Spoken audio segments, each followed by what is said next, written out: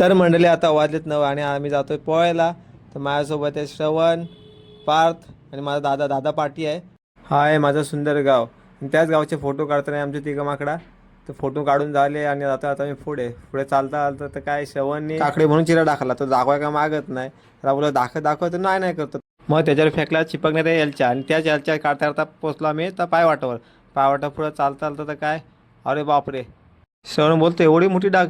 30 डाग उतरता उतरता पोचलो आम्ही नदीवर आणि मी टाकला पाण्यात पाय आणि बोललो ग ग ग ग ग एवढा थंड पाणी, बाप रे. तुम्हाला वाटलं असेल त्यानंतर आम्ही पाहणार आहोत तर नाही नाही नाही नाही नाही, अजून पुढे बाकी आहे. तर पुढे जाऊया.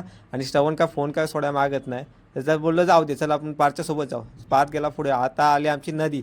ही बघा किती सुंदर नदी. आणि आम्ही पाहणार ह्या. आणि आम्ही झालो जाम खुश. आणि खुश तर होणारच. खरी माया तर हीच आहे, थंडीत तर मस्त की गावाला जाऊन थंड पाणी आंघोळ करायची. मी बोलताच हे टाकलं नदीत उड्या आणि दोघं कापायला लागले थारता दोघांनी एकाची मस्ती चालले. तर दादा पोहायला येत नाही, श्रवण तर जाम कापलाय. कापता कापता दोघांनी टाकलं सोबत नदीत उड्या आणि लागले पोहायला. पोहता पोहता तर मी तर बोललो थांब मी पण आलो. आणि मस्तपैकी स्टोरीसाठी एक फोटो काढला. फोटो काढता काढता श्रवणी लावला चॅलेंज, कोण जास्त पाण्याच्या खाली राहतोय बघूया. तर दोघं वरती आले आणि मी आलो खाली. बोलतात कुठे गेला तर आलो बाहेर आणि मी जिंकलो. अशा प्रकारे पार्थ बोला मी सुपरमॅन सारखी उडी टाकतो. तर पार्थ सुपरमॅन सारखी उडी टाकला आणि श्रवण तर घाबरलाय.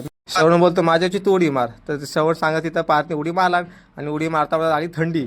का बाहेर पडून कपडे घालायचं तयारी लागलो आणि श्रवण दाखवते माझी बॉडी, स्टील बॉडी माझी आहे. तर पार्थ बोलतो माझ्याकडे पण स्टील बॉडी आहे. कपडा घालून पटकन धावत बाहेर आलो आणि श्रवणला तशीच ठेवली. श्रवण बोलते मी तर तुम्हाला बघितली. जाऊन मस्तपैकी सुकड भाकर खातो आणि आपण भेटूया पुढच्या व्हिडिओमध्ये. चला तर मंडळी जाऊ.